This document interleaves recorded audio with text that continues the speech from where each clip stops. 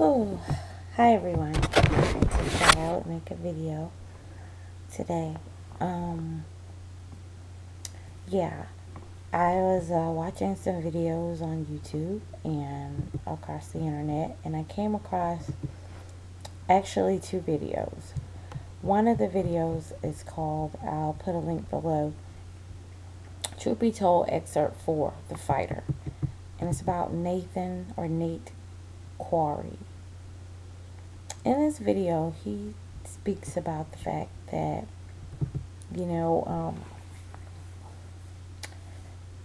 when you disfellowship people, you you definitely throw them away, and it's as if they're dead, they're gone.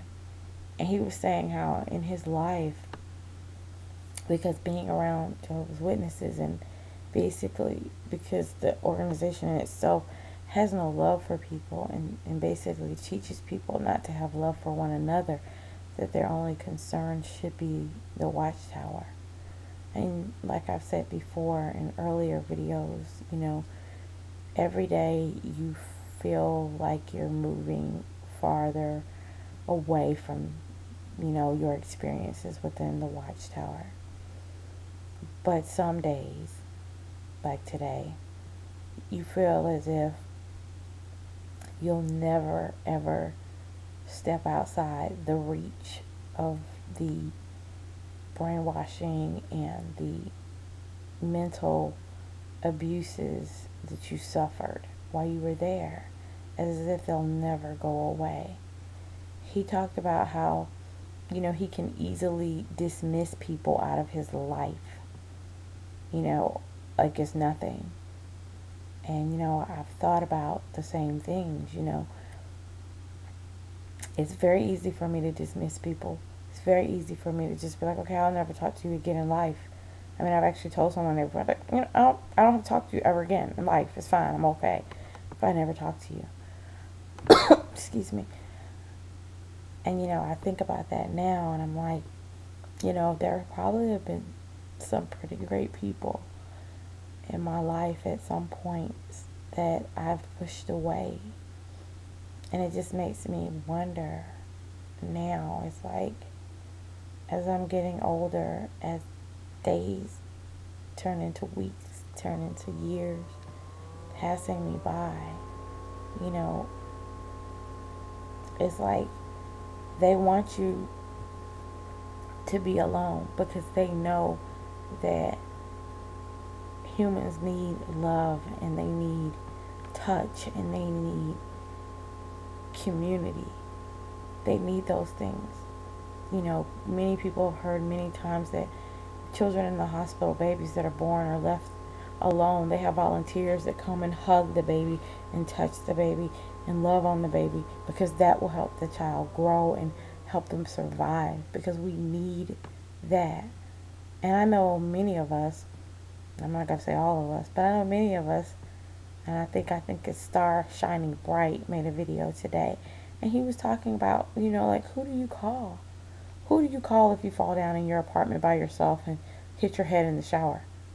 You don't have anyone. You're not dating anybody. No one's in your life. You're living your life, and it's going pretty good, but you're alone. You're lonely. You get tired of being alone. You want that commonality, that community, that closeness. But just like Nathan said in his video, we're taught not to understand unconditional love, because we are never really been taught the love of Christ. All of that is removed from us. The only thing we get to learn how to love is knock knock. Who is it? Oh, one of Jehovah's Witnesses. With your watchtower and awake. That's all we get.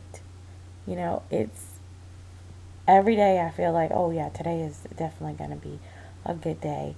And, you try to move forward. But sometimes, I think to myself, and I'm like, oh my God, it's just me. It's just me and my dog.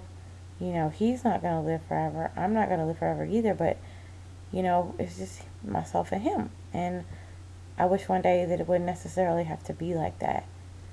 I do have some friends, but like he said, it's very difficult for me sometimes to to have intimate relationships with people, because you never feel like you're good enough. You never feel like you need to do more.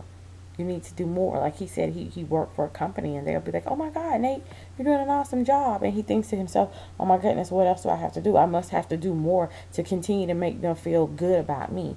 And it's so funny because I recently got a new job, and I actually got a raise with them being there less than not even 2 months, and a really, really substantial raise. And, I thought to myself, oh my goodness, what am I going to have to do to continue to have this job? Or what am I going to have to do?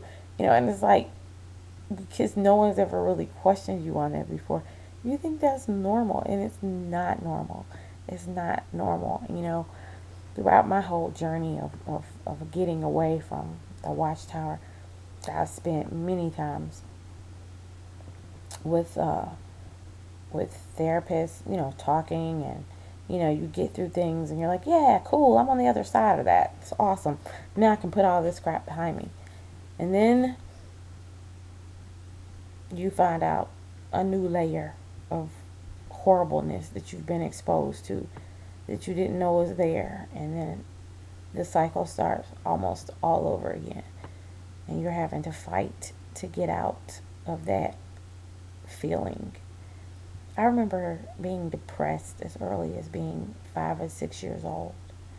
When I was really young, I used to not eat for long periods of time, because when I was young and my parents were Jehovah's Witnesses, and my mom still is, I always felt like everything was out of my control, that everything was being forced on me. And basically, of course, because of my experience of being molested, that even compounded it even more. And nothing that was done about it, because, of course, the whole two-witness rule and my mother and her piety and wanting to be the perfect witness, none of that ever came to light. But it's just interesting that, I chose not to starve myself. Like, I look back at old journals and I'll be like, I would have wrote down, like, this was one of my teens, and I would have wrote in a journal that says, I want to lose 50 pounds. I only weighed 100 pounds, so how could I possibly even lose 50 pounds? It was if, you just wanted to disappear because you felt as if you were bumping your head against a wall. Nothing was going to get better. Your life was so controlled. So controlled. Your thoughts were controlled. I used to have to hide anything that was important to me, anything that was show my true feelings or my heart, because I knew if my parents found it or saw it, it would be a point of weakness. That meant that little bit of love, or that little bit of attention, or that little bit of anything that I had got from somewhere else was going to be smashed out, was going to be taken away. I mean, even my grandmother, who wasn't a witness, who lived in another state, she was so loving, and she used to always hug me and tell me that she loved me. My parents would let me spend very, very little time with her. Very little time, because of course she was worldly and she was going to be killed at Armageddon. So, that's kind of how that is. But like I said, I guess I'm just kind of, putting it out there, and just, like I said, today wasn't a really good day for me. I just had to really, really fight back a lot of, bad feelings, just feeling depressed and feeling alone, and I just had to fight all day. And I know eventually the feeling would go away, but I just felt like I needed to make a video and to share a little bit of myself, a little bit maybe. But anyway, hopefully all you guys are doing great out there. Hugs to everyone, and I will see you in the next video.